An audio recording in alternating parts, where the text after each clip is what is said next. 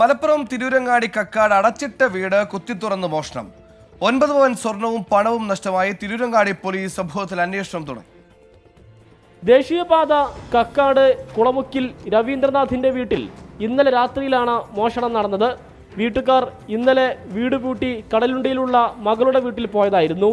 വീടിന്റെ മുൻവശത്തെ ലോക്ക് പൊട്ടിക്കാൻ ശ്രമിച്ചെങ്കിലും സാധിക്കാതെ വന്നതോടെ വീടിന്റെ പിറകുവശത്തുള്ള ഗ്രില്ലും വാതിലും പൊട്ടിച്ചകത്ത് കടക്കുകയായിരുന്നു. വിറകുപുരയിൽ സൂക്ഷിച്ചിരുന്ന പിക്കാസ് ഉപയോഗിച്ചാണ് വാതിലും ഗ്രില്ലും തകർത്തത്. റൂമിലെ അലമാരിൽ സൂക്ഷിച്ചിരുന്ന ആഭരണങ്ങളും പണവുമാണ് മോഷണം പോയത്. 9 പവൻ സ്വർണവും 2500 രൂപയുമാണ് നഷ്ടപ്പെട്ടത്. വീടിന്റെ താഴത്തെയും മുകളിലത്തെയും എല്ലാ റൂമുകളിലും കയറി സാധനങ്ങൾ വാരി വലിച്ചിട്ട നിലയിലാണ്.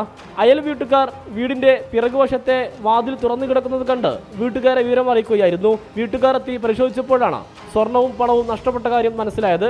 തുടർന്ന് തിരൂരങ്ങാടി പോലീസിൽ വിവരം അറിയിക്കുകയായിരുന്നു. സ്ഥലത്തെത്തിയ പോലീസ് പരിശോധന നടത്തി അന്വേഷണം ആരംഭിച്ചു. 24 തിരൂർ.